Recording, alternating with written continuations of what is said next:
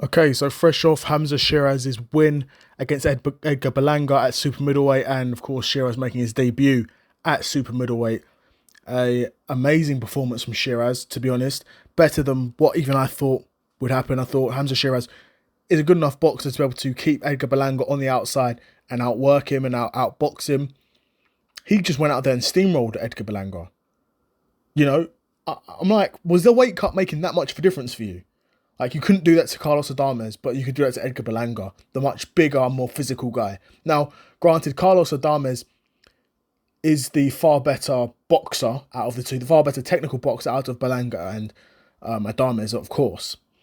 But Berlanga's the career 168 fighter, the big power puncher, the more thick, paused player build, you know, and Sheeraz just went out there and steamrolled him.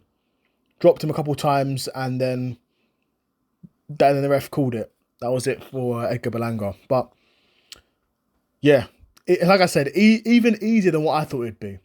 I thought Edgar Berlanga would have some success purely because of his physicality and getting inside and trading. But Hamzah Sheeraz showed that at 168, he's willing to stand and trade with these guys. He's not going to be scared of the smoke, right? And after a fight like Carlos Adames, where Carlos Adames was putting it on him, that's the sort of performance where you see a young prospect. Sometimes they don't recover from performances like that. Sometimes they get found out that like that's their level. And obviously, that may still be his level. Because Adames is arguably a step down from Berlanga, because Adames is a world champion. And Berlanga's not a world champion at super middleweight anymore. But he's still in and around the top of the division for sure.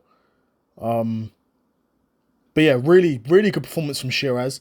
And I'll probably be making another side quest about what people are saying could be next for Hamzah Sheeraz. But super middleweight, if this is how Sheeraz can fight at super middleweight, then he's causing problems for a lot of the guys, a lot of the top guys. I'm not going to talk about who I think they want him to fight next. That's going to be for another side quest.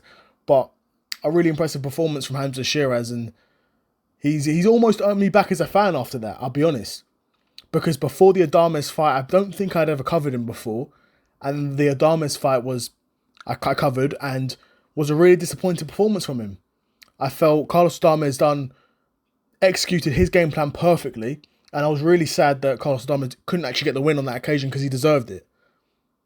He really deserved it. But hey, all Sheeraz can do, that's out of Sheeraz's control. That's not Sheeraz's fault if the judges give a bad decision. Really.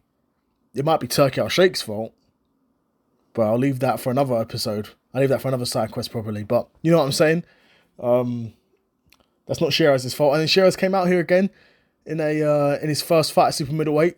He looked how he looked, because he's a skinny guy. You know, he's a pretty slender guy, regardless of what weight division he's been at. Of course, he looked biggest at 168. He looks bigger than he's ever looked, but he's not still particularly meaty 168, or he's not Edgar Berlanga, that's for sure. Yeah, he steamrolled him. So maybe that physicality that I'm looking at, isn't as important as what I first thought. But really good performance from Hamzah Sheeraz, and yeah, like I said, he surprised me with how easy he made it look. And he's definitely earned me back as a fan. But yeah, another episode of the Seth Solo Side Quest in the bag, and I'm out. Peace.